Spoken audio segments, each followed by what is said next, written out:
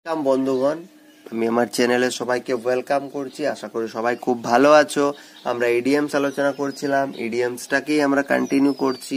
তো দেখো, আমরা চলে যাচ্ছি সরাসরি প্রথম প্রশ্নে বলেছে in hot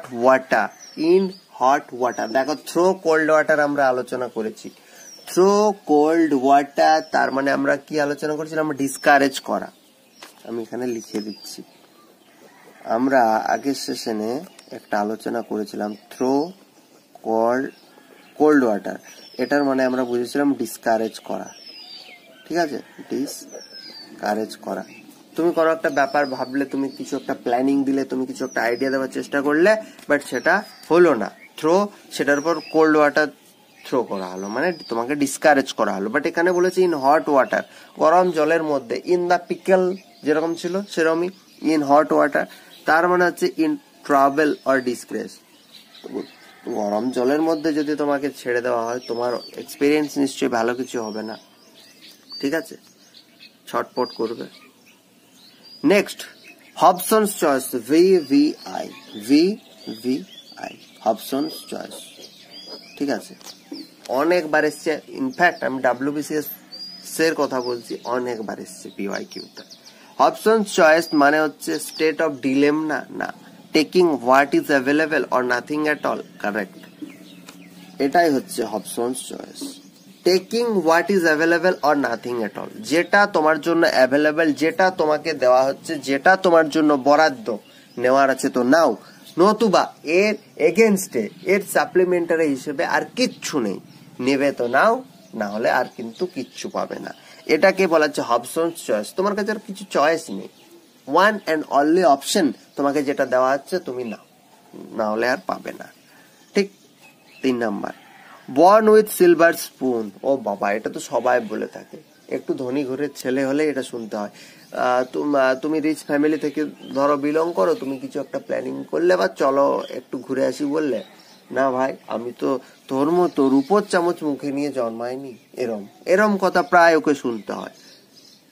born with silver spoon মানে হচ্ছে বর্ন ইন রিচ ফ্যামিলি, মানে যার ধনী, যার টাকা পয়সা আছে, সেজন্য সে যদি বললো, মন থেকেই যদি কথাটা বললো চল একটু পিকনিক করে আসি, দেন বাকিরা বলবে না ভাই তোর প্রচুর টাকা, আমাদের তো টাকা নেই। সেটাকেই ভালো, মানে একটু ঘুরিয়ে বলবে বর্ন ইন রিচ ফ্যামিলি। ঠিক আছে, আমি তো রূপোর চামচ, বাংলাতে বলে না রূপোর চামচ মুখে নিয়ে জন্মাইনি। ঠিক। Next, Cry for the moon. Cry for any substance হতে পারে যেটা তোমাকে দেওয়া possible. Cry for the moon, আমি যদি চাঁদের জন্য কান্না করি, ইন দ্য সেন্স চাঁদকে আমার চাই, এজন্য কান্না করি, এটা কি পসিবল? ভালোবাসার ক্ষেত্রে আমরা অনেক বলে থাকি তোমার জন্য চাঁদ এনে দেব। ঠিক আছে, তোমার জন্য 7টা সমুদ্র 13 নদী, 7 সমুদ্র 13 নদীর পরেও যদি কোনো জিনিস থাকে, তুমি সেটাও যদি চাও এনে দেব।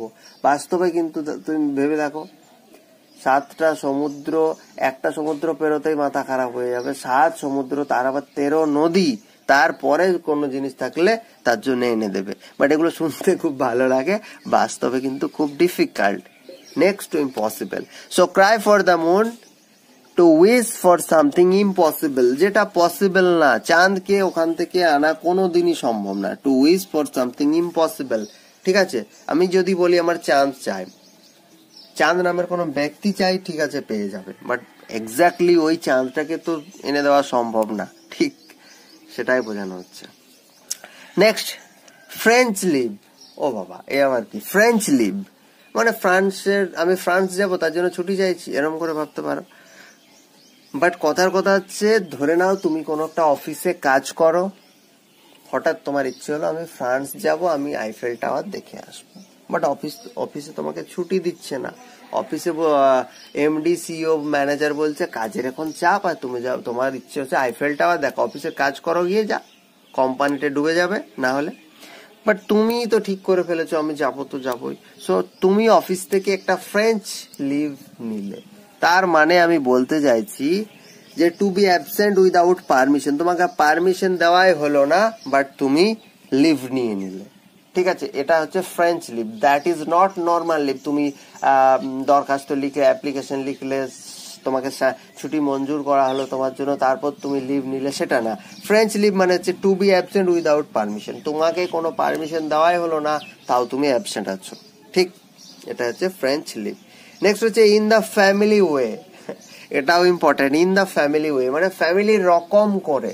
He is in the family way মানে হচ্ছে actually he is in the family way মানে প্রেগনেন্ট, ডাইরেক্ট প্রেগনেন্ট না বলে বলছে he is in the family way, মানে সেই পথে আছে, ও ফ্যামিলি তৈরি করার পথে আছে, তার মানে ও পেটে বাচ্চা আছে, সেটা ডেলিভারি হলে ওর একটা ফ্যামিলি হবে।